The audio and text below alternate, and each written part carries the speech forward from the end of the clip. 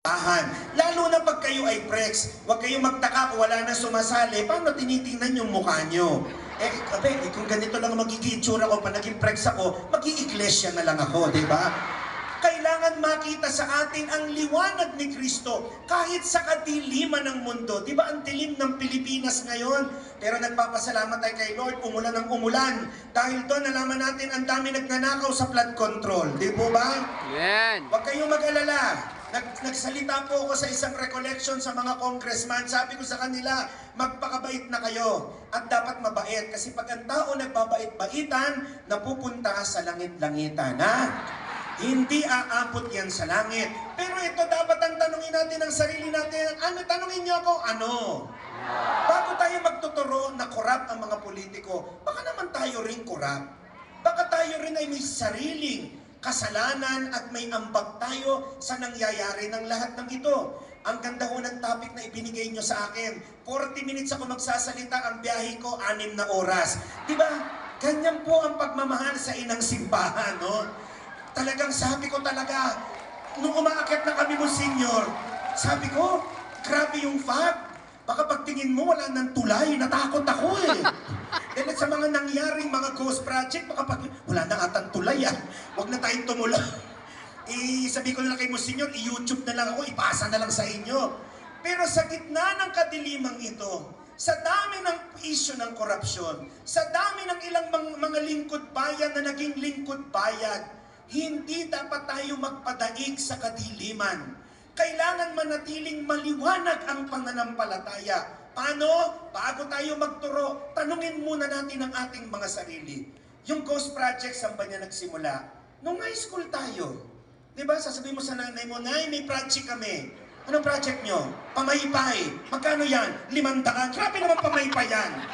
Diyan nagsimula ang Ghost Project. O kaya, ikaw ay may anak. Sabi ng anak mo, Mami, kailangan ko po ng kokomban. Kailangan ko ng folder. Tandaan nyo, ang korupsyon hindi na lang pera. Yung pagkuha ng gamit sa opisina. Sabi ng nanay sa anak, huwag kang mag-alala anak. May makukuhanan ako ng kokomban na yan at folder na yan. Maghintay ka lang bukas.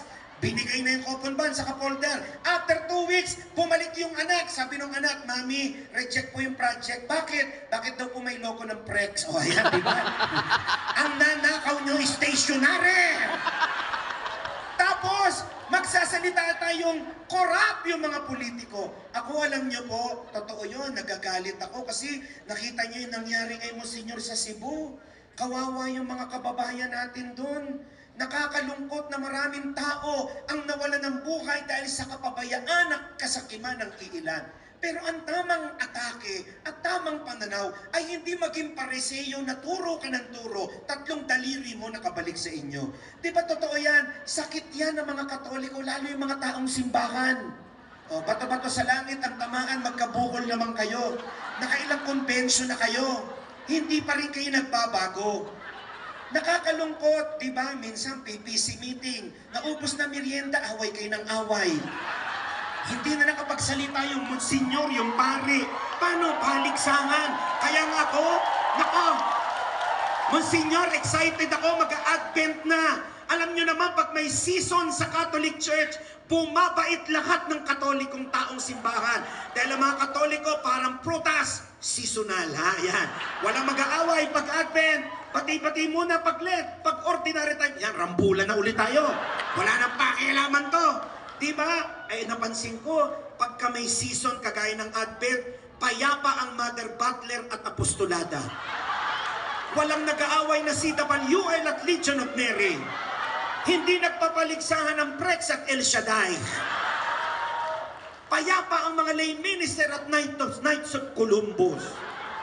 Kailangan pa ba mag-intay ng season? Hindi.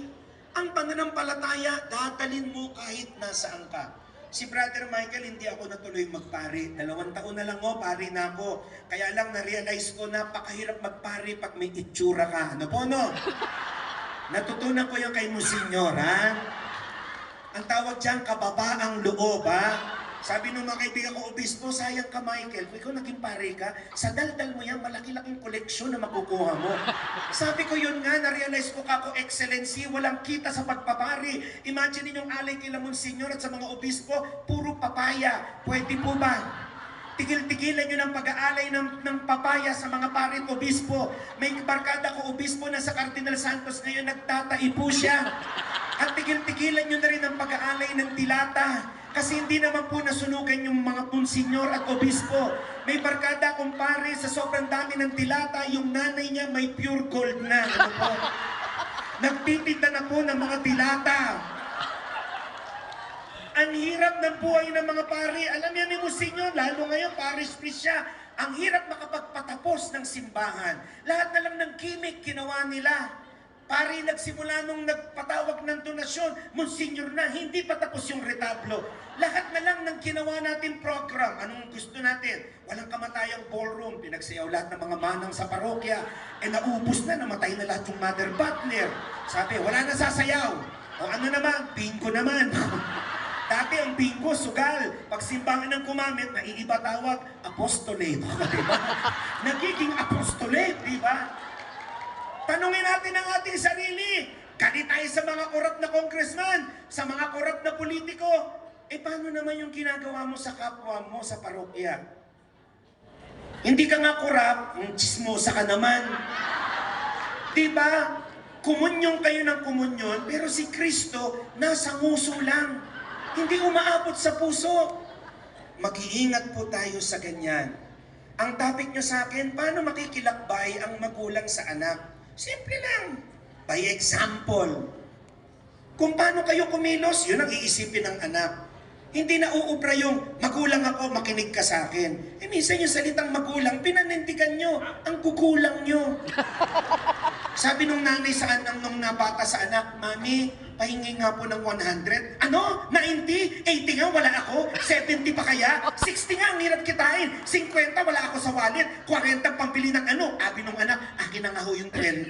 Paubos na ng paubos eh. 100 ang hiningi ko sa inyo. Umabot tayo ng 30. Pero napansin ko, di ba ang mga magulang, kahit ganyan, napakadalisay ng puso nyo. Lalo yung mga nanay, pag hiningan mo ng pera, sabi mo, Nay, pengin pera? Ano? Pera? Panting ko, wala akong pambili. Pera na naman, puro kagastos, kunin mo yung wallet. Iintayin mo lang. Bibigyan ka pa rin ng magulang mo. Diba? Nagsalita ako ng graduation itong nakaraang buwan. Sabi ko sa mga anak, sa mga anak na naririto at buhay pa magulang nyo, mahalin nyo yung magulang nyo kahit may kakulitan na. Ako aminin ko, Monsignor, marami akong pagkukulang sa nanay ko. Kasi yung kakahapol ko sa karir ko, gumanda buhay ko, wala akong oras sa nanay ko. Na-realize ko may edad na nanay ko. Tas minsan, pag nagsushooting ako, tumatawag pa, naiinis ako. Pero ngayon na-realize ko, darating ang panahon, ipagpapalit ko ang lahat, makita ulit-ulit tumatawag yung nanay ko. Kaya huwag niyong pababayaan ang mga magulang niyo. Bakit? Sa 10 utos ng Diyos, tanging ang pagmamahal at paggalang sa magulang ang may reward at punishment clause. Anong sabi ng banal na kasulatan? Ang sino mang anak ang magpasaya at mag-aruga sa kanilang nakatatandang ama at ina ay pagpapalain ni Yahweh at bibigyan ng mahabang buhay. So kung kayo mabait, 5,000 years old na kayo, buhay pa kayo. Apo na lahat ng miyembro ng Prex, ikaw na lang ang natira. Pati posisyon ni Monsignor sa'yo na rin. Pero sabi ng Biblia, ang sino mang anak ang magpabaya at magpaiyak sa kanyang mga matatandang magulang ay susumpain ni Yahweh. O diba, susumpa sa inyo si Yahweh, di ba kayo natakot? Pagmamahal sa magulang. Pero alam nyo po, mahirap na maging magulang ngayon. Kasi parang mas matalino pa yung mga anak natin sa atin. Sa dami ng pwede nilang pagkunganan. Sabi ko nga, napansin ko yung mga kabataan ngayon mo, Senyor, ang hihina ng loob. Nung panahon natin, pag may problema, wala naman sinasabing health awareness, mental health. Ano mental health? Kumilos ka, lintik ka, paluin pa kita eh. Ngayon, pag-ugasin mo lang ng plato, stress, depression. Napansin ko, ang hina ng tuhod ng mga kabataan. Kaya ako, namimiss ko yung dating panahon. Lalo na nung panahon nyo, black and white pa yun. Nung Ako 80s ako eh. 1982 ako pinanganak. 43 na ako, mukha lang akong fetus, pero 43 na ako. Nung 43 na ako, natakot na ako kasi sabi ng Bible, ang buhay ng tao ay 70. 80 para sa malalakas. Kaya pag nasa ganyang edad na kayo, ate, kuya, behave ha, huwag kayo masyado malikot. 20 pirma na ng bulati yan, mamamatay na kayo. Baka nga ihipan lang kayo ng hanging habagat, wala na kayong buhay. Pero pag kayo lumagpas ng 80, 85, 90, 95, dalawa lang yan. It's either sobrang bait nyo na ang lakas nyo kay Lord, or certified na demonyo kayo, na kahit si Satanas ayaw pa kayong papalikin. So, naisip ko, sabi ng Bible, ang buhay hanggang 70, 80 pag malakas. 43 na ako. Bilang ko na, 80 minus 43, shucks, may 37 na Pasko na lang ako. 37 na bagong taon at 37 na National Convention ng PREX. Kung taon-taon ako nandito, di ba? Na-realize ko, grabe, bilang ko na, natakot na ako. Pero nung nakita ko si Monsignor at kayo, nawala ang takot ko. Bakit? Dahil kung ako natatakot na, paano pa kayo? Eh, mas matanda kayo sa akin. 50 na kayo, 60, shucks. 20 taon na lang, mamamatay na po kayo. Diba? Pero ang buhay, wala yan sa edad. May mga sanggol na sumakay sa Malaysian Airlines, hindi na nakababa. Bakit? Dahil bumagsak yung eroplano. Kaya ako takot na takot ako pag pinagsushow ako sa abroad dahil lagi ako nabibiktima ng matatagtag na eroplano. Yung isa itago natin sa pangalang Cebu Pacific, no? Kaya pala Cebu Pacific, sa Cebu ka papunta, sa Pacific ka ibababa.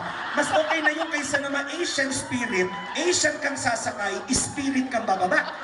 Mas okay na rin yung kaysa naman SES-Air, pagbagsak nun, sesto ka. Pero nagpipiro lang ako lahat ng eroplano, safe na ang rule, pag oras mo na. Oras wala. Kahit anong kagat mo sa puno ng akasya, pag mamamatay ka na ate kuya, that's it, pansit. Alam nyo kami mga taga Bicol, ang dami namin pamahiin, humaba lang ang buhay namin. I'm sure meron din kayo, di ba? Nilalagyan ng batas ng pula sa ulo para hindi Babalis. mausok, hindi na eh, para malaman mo kung anong klaseng siopaw yan. Asado ba o bola-bola? Pag ikaw ay babae at may nunal ka sa ilalim ng mata, huwag mong tutuluan ng luha yan. Mamamatay ang mister mo. Kaya pag may nunal ka sa kaliwa, iyak ka, puro pakanan. Pucha, ang hirap naman nun. Eh paano kung may nunal para yun? Pabaliktad ka, iiyak, di ba? Wala yan sa pamahiin. Yung iba, ayaw, sabi, bawal maglibing ng patay pag Lunes. Alam niyo ba kung bakit? Siyempre, day off na nila Monsignor. May day off yan. Alam nyo kung bakit? May pamahiin kasi na pag sinimulan mo daw sa unang araw, sunod-sunod may mamamatay. Ang hirap nun. Imagine mo, namatayan ka na, tapos mamamatayan pa kayo. Eh, 3 lang kayo magkakapatid. Miyerkules pa lang, ubus na lahi nyo. Pero wala yan sa pamahiin. Iba ang mundo ngayon. Dati, napansin ko, yung mga kabataang matibay ang kalusugan, nakapaglaro sa kalsada. Di ba bakit? Ako, pinanganak ako sa mapayapang lungsod ng Tondo. Payapa, gagalangin. Magagalang ang tao dyan. Bago magsaksakan, Monsignor, nagnunupi na pa kami. Tapos saka magpapatayan, ganun. Paano pa ni Monsignor Mar Enriquez yun, no? Natatandaan ko, ang saya ng buhay ko nung bata tayo, walang internet pero nagkikita-kita tayo. Diba? Naalala niyo po ba noon, ang laro walang bayad? Chinese Garter. Pumalakpak lahat na nakapaglaro ng Chinese Garter. Lahat tayo, lalaki, babae, tumatalon dyan.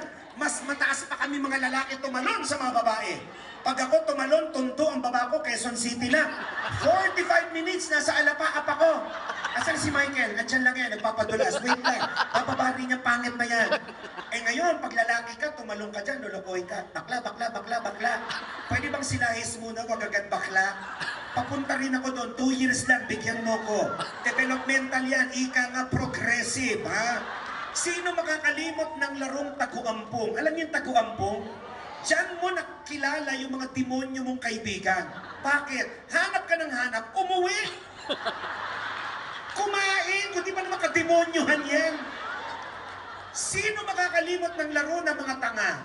Shato! Monsignor, nakapaglaro ka shato? Yung, social si Monsignor Shato yung kahoy.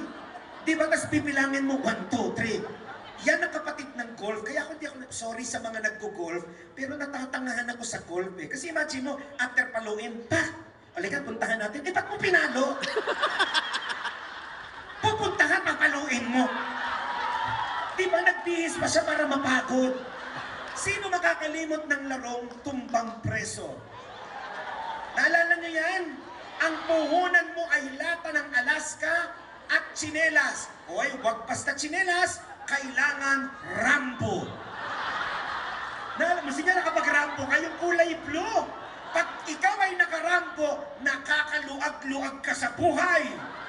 Pag ikaw ay naka-islander, ang nanay mo sa munisipyo nagtatrabaho. Pero ang pinakamatibay na tsinelas na nagkaroon ako, napatay na ang koko ko. Okay pa siya, Sparta! Diba? Lahat ng daliri mo, puro may varicose vein na, okay pa yung tsinelas mo. Sinong makakalimot ng larong trumpo? Sinong makakalimot nung unang panahon ng telebisyon, di ikot? Diba? May sarahan parang tabernakulo, thank you Lord. Parang ka nagdasal, diba? At hindi ko makakalimutan, ang pera ko nung piso lang, pero ang saya-saya ko. Naalala nyo ba? Nung bata tayo, piso lang, pero buo ang mundo mo. Hindi mabitawan ng bata yun pag pumunta doon sa tindahan ni Aling Bebang na chismosa.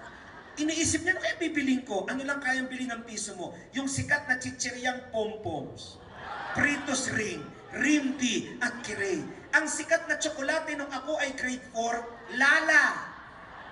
Pag ikaw ay naka-nips, medyo nakakaluwag-luwag ka na sa buhay.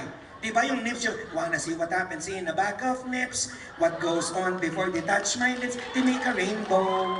Chocolate nips, a chocolate rainbow. Chocolate nips, and then they color all the flowers and they paint the trees. They're sweet and delicious, look at all those bees. When I want fun, I get a bag of nips and make a rainbow. Nips, nakapisado ko na, kakakain ko niyan. Sinong makakalimot ng mga cartoon characters na sumabay sa pagtanda natin? Si Care Bears. Naalala niyo yung kapangyarihan na sa tiyan, Care Bears! Si Princess Sarah na tanga at si Becky walang malay. Di ba pa nag-usap yung dalawa, sabi ni Sarah, Becky, nagugutom na ako. Sabi naman ni Becky, Hindi natin alam, si Becky nagnanakaw ng keso para pakain kay Sarah. Ito namang tangingot na Sarah, imbis na kainin yung keso, pinapakain pa sa mga kaibigan daga. Ang hindi natin alam, pag commercial, kinakain ni Sarah yung daga with cheese, di ba? Sinong makakalimot sa pinakamakapangyarihang robot? Si Voltes 5. Diba? Nagkaroon ng gera sa Gulfo. Nagpadala ang Amerika ng 1,000 jet. Ang China 500 jets. Ang Japan 5 jet lang ang pinadala. Umatras yung 1.5 nung narinig nila yung tunog. Ten. Sabi, shucks, sa panood ko yan. Hihiwain tayo ng letter V. At tandaan nyo, ang unang nakaimbento ng Zoom ay hindi tao. Si Voltes 5, di ba pa sinabi nila, let's bolt in. Lahat sila nasa screen. Yun ang unang Zoom. Alam niyo ho, sana nakikita niyo ang tawa niyo ngayon. Kasi yan ang tawa na hindi kayang ibigay ng mundo at ng social media. Simpleng buhay. Kaya yan ang ipapaalala niyo sa anak niyo kahit sa sermon kayo ng sermon ng kung ano-ano. Na kahit kayo mismo hindi niyo naiintindihan ang sinasabi niyo. Ipaalala niyo lang sa kanila kung gaano kasarap ang simpleng buhay. Para sabi ng lolo sa apo niya, alam mo apo, nung panahon ko, 20 years old, 20 sabi niya, 20 pesos lang, kaya ko nang makabili. Meron na ako sa 20 pesos, apo ha, nung panahon ko, 2 pantalon, 2 rubber shoes, 2 t-shirt, mayroong pang libreng sombrero. Sabi ng apo, talaga, grabe pala. Ngayon, ano po ba? Wala marami na CCTV. Ano po? So, hindi pala bumibili yung lolo. Sa shoplifting pala. Akala mo, father, no? Grabe naman yung 20 mo, senior. Wala, nangungupit yung lolo, di ba? Iba na ngayon. Kaya alam nyo ho, nagbigay ako ng retreat sa mga pare sa isang diocese, and I was explaining to our beloved clergy, even in our homilies in the Eucharist, we have to make sure that even in the simplicity of the gospel, we might feel the ever-loving presence of God and its power. Alam niyo po, masarap maging Katoliko sa panahong ito. Pero hindi natin yung sasabihin ng may pagmamalaki. Una, may kababaang loob. Kaya bago po ako magsimula, hindi po ako nagsisimula. Introduction pa lang yun. Joke lang. Nakapagkalahati na. Yan. Yan. Palakpakan natin ang Panginoon. Nakakalakad na si sister. Thank you po, ate. Monsignor, lumpo yan kanina. Nakalakad po. Santo Niño ang nakapagpalakad, ha? Thank you. Tatlong bagay ang iiwan ko sa inyo na maging gabay sa paggabay nyo sa aming mga anak ninyo. Una, kababaang loob. Walang makakatalo sa humility. Nakaraan, nagkita kami ng Monsignor sa alumni homecoming namin dahil magkakasama kami sa San Carlos Seminary. At siya na natutunan namin sa aming patron na si San Carlos Borromeo. Humilitas. Kababaang loob. Huwag tayong mayabang. Huwag niyo isipin na kayo'y prex dahil kayo pinakamabait sa parokya niyo. Hello? Mga itsura niyo pala, tinitingnan ko na, no? Para mga hindi kayo pauhuli ng buhay. Ito yung mga hindi mo malalagpasan ng chismisan. Pero nakita niyo, pag ang Diyos tumawag, hindi siya tumatawag ng mga karapat-dapat. Bagkos ginagawa niyang karapat-dapat ang kanyang mga tinatawag.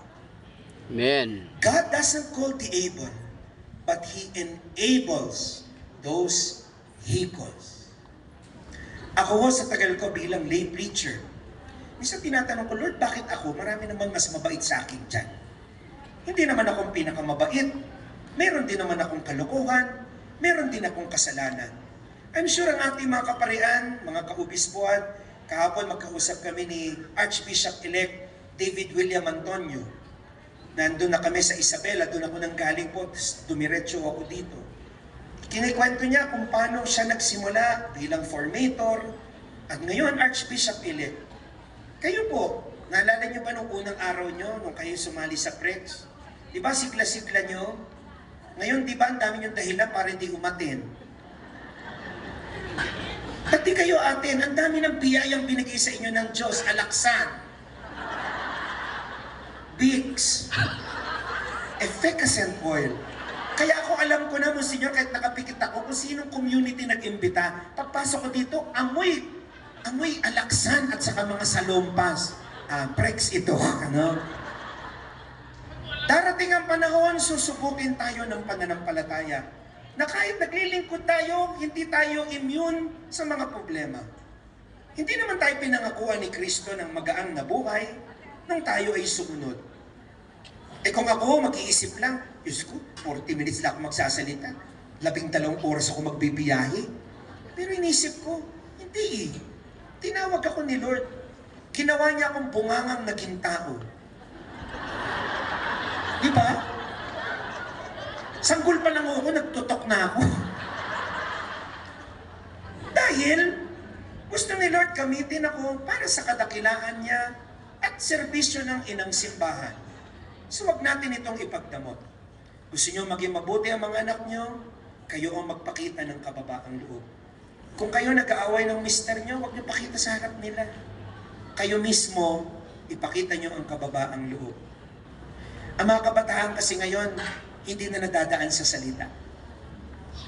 Napansin niyo bakit mas gusto nila mga artista? Hindi naman nila tinitingnan yung ginagawa ng salita ng artista, kundi yung kilos ng artista. Kita niyo si Kristo, nung siya ay nangaral, hindi naman siya tumigil sa pagsasalita. Pwede naman niyang pagalingin yung ketongin ng hindi niya iniyayakap. Niyakap niya. Iba nga trip ni Kristo, di ba? May pinagaling na bulag, kumuha ng putik, may laway pa. Ew! Kaya lang sabi ni Kristo, yun ang naiintindihan ng tao eh. Yun ang lingwahe natin. Yung lingwahe ng tao. Kababaang loob, huwag tayo mayabang. Alam niyo si Brother Michael, nung nag-artista ako, kailangan di ko inisip na sikat ako kasi di naman ako boy next door, di naman itsura ko. Laging ang karakter ko sa GMA, Pipito Manaloto, komedyante. Pag horror, lagi ako nasa banga. Imagine niyo yun. Ang script ko lang, Monsignor, ganun ka lang ng ganun, no? Okay lang, may bayad naman, umuungol ka lang, di ba? Nagkataon lang eh, na-discovery ako ni Mike Enriquez, sumalangit na ang kaluluwa niya, at si Dingdong Dantes. Kaya ako nisip ko, ako pa rin to, no? Yung Michelangelo na tawad-tawa ako sa maliliit na bagay. Yun ang hindi ko inalis sa sarili ko, yung simplicity sa magaganda at masasayang buhay. Kasi ngayon napansin ko, hindi na payamanan eh, Monsignor, pasayahan na lang. Nung nagpandemya, napansin nyo, naging pare-pareho tayo, may pera o wala. Di naman kayo nakalabas, di rin ako nakalabas. Di ho ba? Tumigil ang mundo, nag-iba. Nung panahon ng pandemya, mas okay ang umutot kaysa umubo.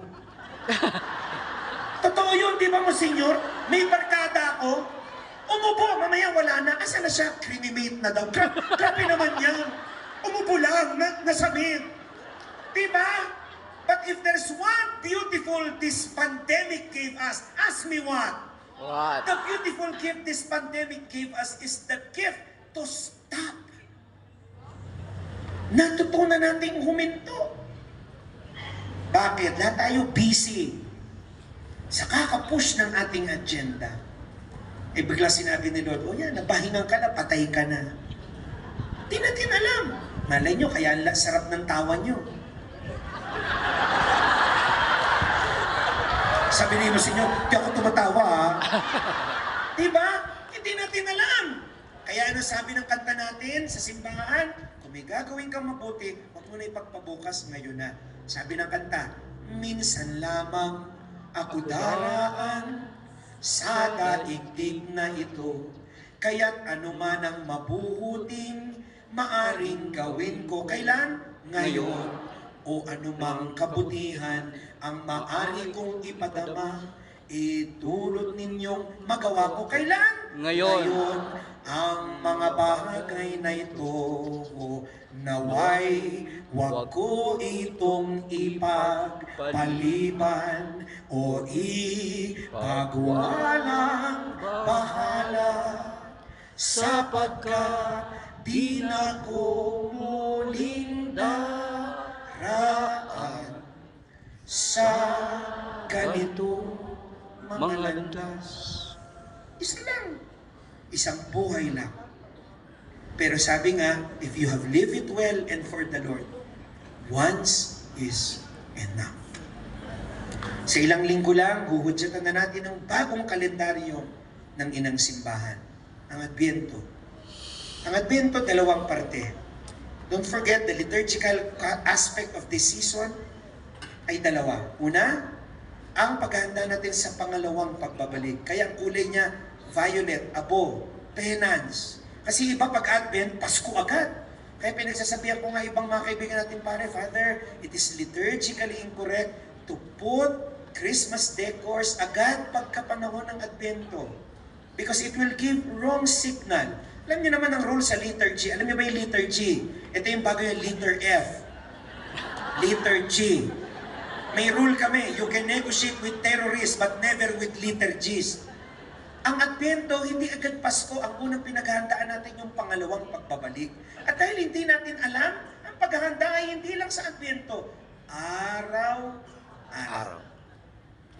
Nung minsan may tinanong ako, nagbigay ako ng Advent Recollection last year sa isang parokya. Sabi ko, ay, ano pong mangyayari sa December 25? Sumagot yung matanda, brother, ipapanganak po muli ang Panginoon.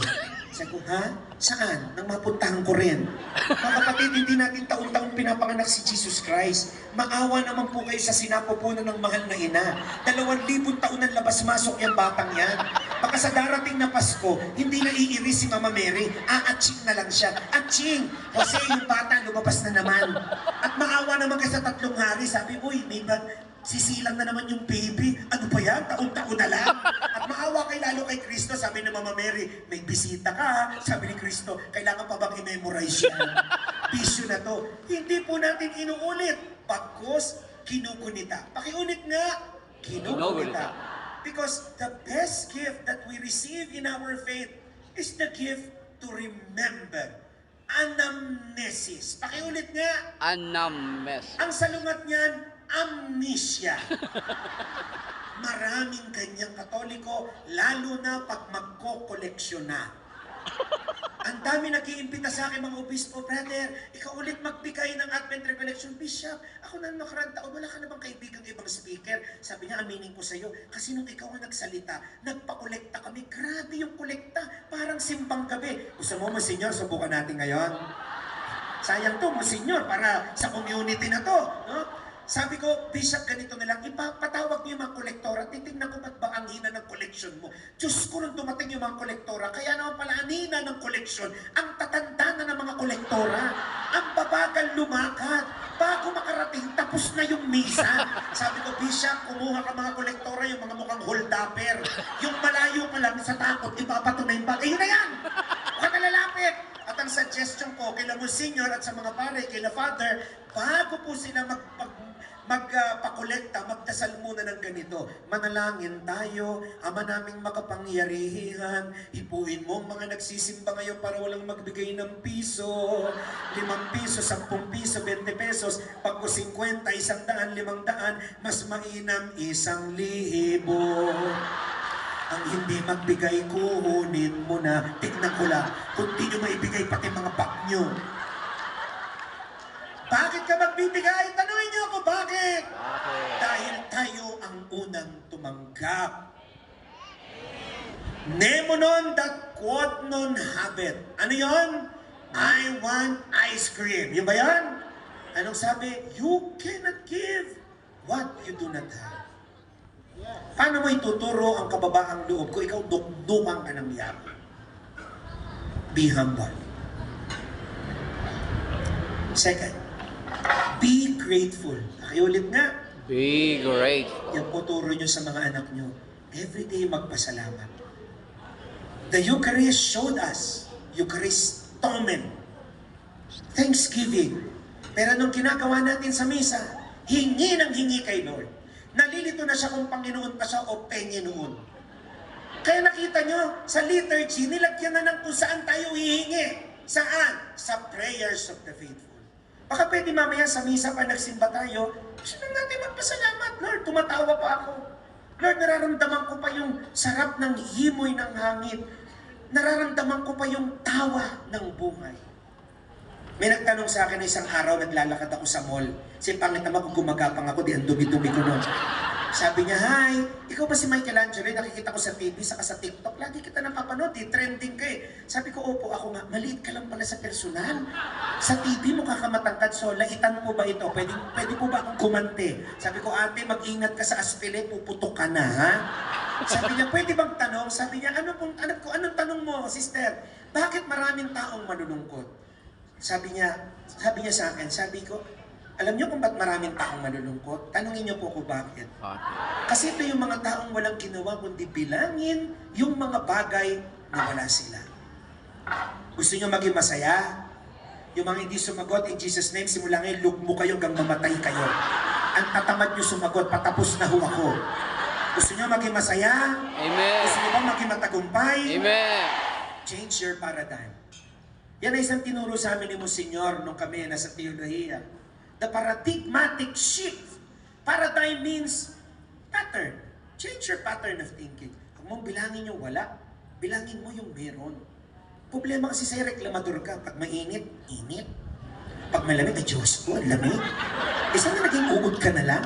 Yung uod, walang nararamdaman. Pag ang ulam, isda, nagre-reklamo ka. Isda na naman, hoy. Bago ka magreklamo, isda na naman. Ikaw ba naramdaman mo yung naramdaman mo isda nung pinrito siya? Magpalit kayo ng isda, ikaw ang iprito. At sabihin ng isda, tao na naman, mapapatay mo yung galunggong na yan.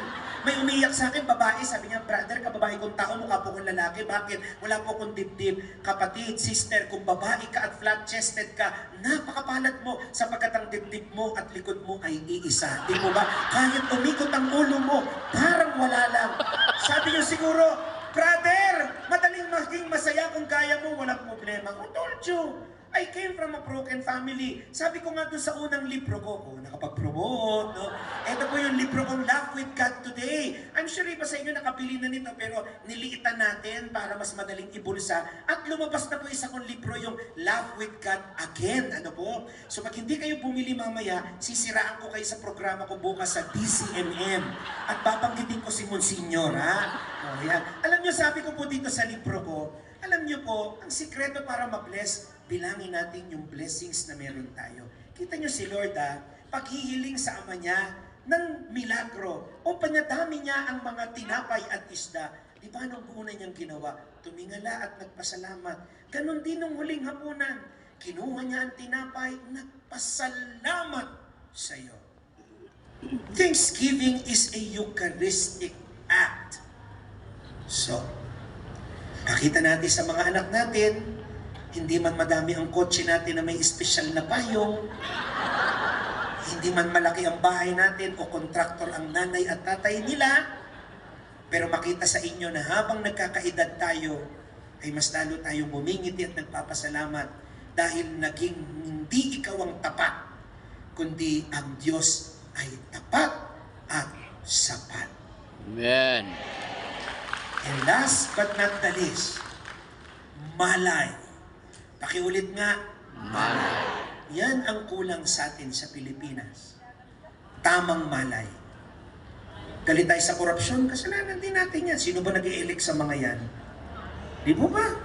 Ako nga mo, senyor, ito nakaraang rally. Kausap ko ilang mga obispo natin, sabi ko sana, pag nag-rally, kung may politiko, walang pagsasalita yung politiko sa entablado. Kasi kahit mabait yung politiko, sa baba lang sila. Kahit kami mga artista, walang pagsasalitain. Magsalita pare obispo o ordinaryong laiko para yung rally malinis. Kasi napansin nyo kahit yung rally natin, nangaluan na. Kaya ang gulo na eh. Di po ba? So, malay.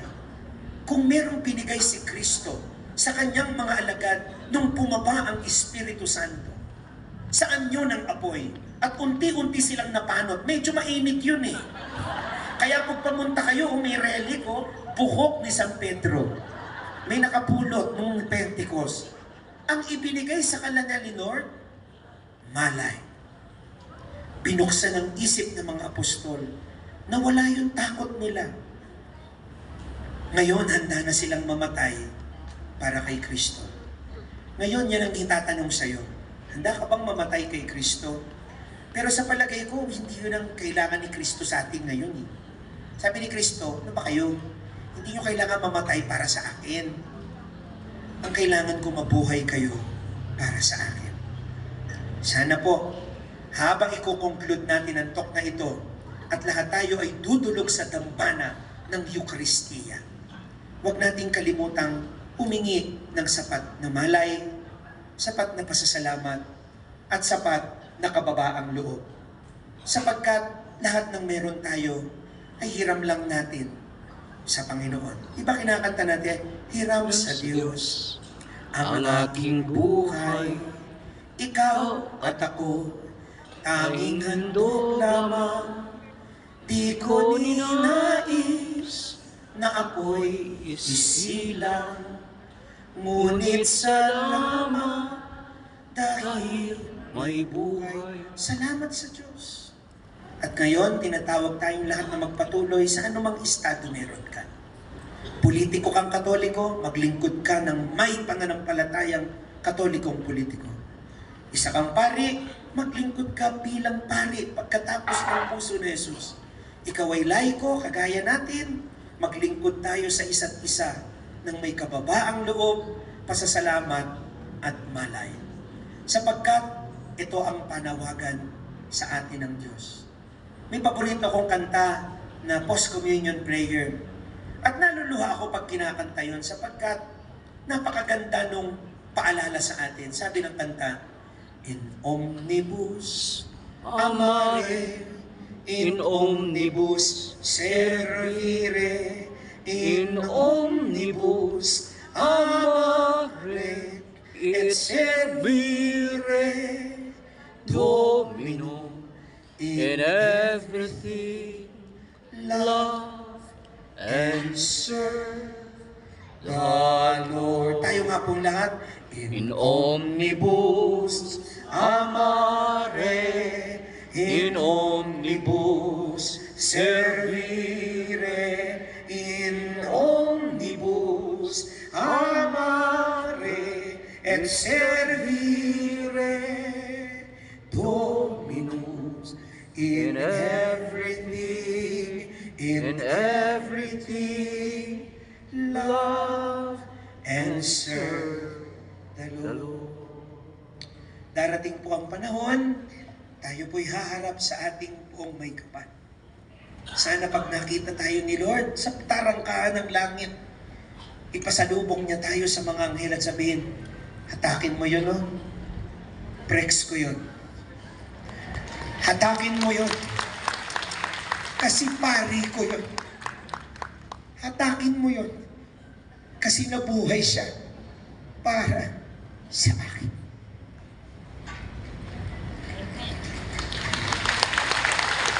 Salamat sa Diyos. Tinawag niya tayo. Ako po, ipagpapalit ko lang kung meron ako.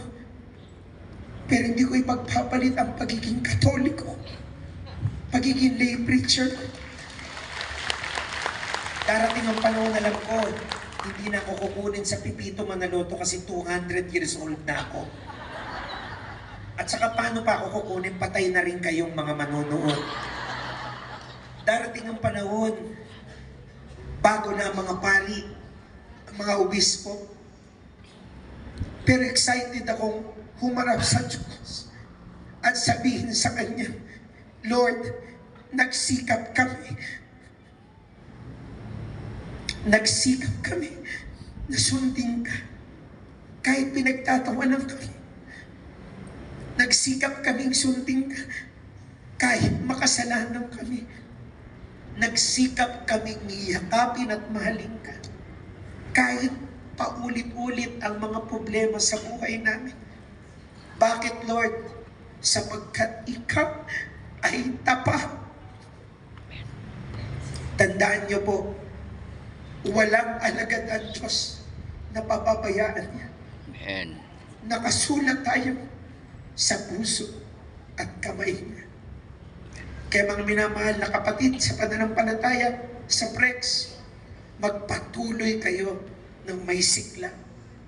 Pag nakita niyo pumuputi na ang buhok niyo, kumukunot na ang noon niyo, na lalabo na yung mata niyo, bumabagal na yung lakad niyo, humarap kayo sa salamin ng may tapang at sabihin niyo, Panginoon, ito pong puting buhok na ito, itong aking kulubot na mga muka, at yumuyukot na katawan, ito ang patunay ng pagmamahal ko sa iyo. Paglilingkuran kita bilang Prex hanggang sa huling sandali ng buhay ko. Amen. At ako naniniwala mo, Senyor, pag ang pagbabago ay magsimula sa Prex, kaya nitong baguhin ang buong Pilipinas. Amen. Pag umuwi kayo sa inyong mga parokya, simulan nyo, huwag manira, huwag manchismis. Pag mayroon kayong kasister na naliligaw, puntahan nyo, kausapin nyo, akayin nyo pabalik. Huwag kayong sumama sa pag-intriga sa mga pari, sa mga madre. Tumikil tayo sa mga mabababaw na pangangailangang pangsarili. Pagkos ipakita natin sa isa't isa ang kababahang loob, pasasalamat, at bagong malay. Pasensya na po kayo na ako po'y naiyak kasi pag ako po'y umiiyak, lagi po nauubos yung binibenta kong libro. At diba mo, Senyor, ang galing ko, na ipasok ko pa. Bumili kayo mamaya, ha? O, ito pong libro natin, Love with God Today, at saka po itong Love with God Again, available po dyan. Pasensya na po kayo. Ilan na lang po ang natitirang kopya sapagkat nung nilaunch po namin ito noong nakarang linggo, naubos na po agad yung almost 10,000 copies sa unang print namin. So meron po, sana po supportahan nyo po sapagkat parte po ng pagbili nyo ng libro, nagpapaaral po ako ng mga seminarista para magpari at yung ilang sales po natin ay i-donate po ni Brother Michael sa mga kapatiran nating nasalanta sa Cebu. So pag bumili po kayo, 500 po ang isa, dalawa 1,000, so wala pong discount, ha? Kung gusto nyo pong discount, inutusan ko yung mga staff ko, punitin yung ilang pages. Balikan nyo na lang pag may buo na kayong pera, ha? So 1,000 po, 2 libro, nandito po sa gilid yung libro. Pasensya na po yung mga hindi aabutan, ilang copies na lang po yan. After ng misa, doon na lang po ako magbubuksigning, magsisimba rin po muna ako sapagkat andito na po ang ating mahal na Arsobispo. So sa inyo pong lahat mo, Senyor, marami pong salamat. Sana sa susunod na taon, magkita-kita po tayong muli. At dasal ko po sa Panginoon ang lahat ng mga Prex na pumunta na ngayon at nandito at nakakapanood ng ating pong programa ngayon ay biyayaan ni Lord ng mahaba at manusok na pamumuhay. At sa pangalan ni Jesus at sa panalangin ng ating mahal na ina ng Peña Francia at ni Santo Padre Pio ng Petrachina, ngayon pa lang, tanggapin nyo na po ang pagpapala, ang answered prayer, ang pagpapalang siksik, liklik at umaakaw. Sa inyo pong lahat, maraming salamat. Pagpalain po tayo ng poong may kapal. Salamat po. Amen. To give the token of appreciation for the insightful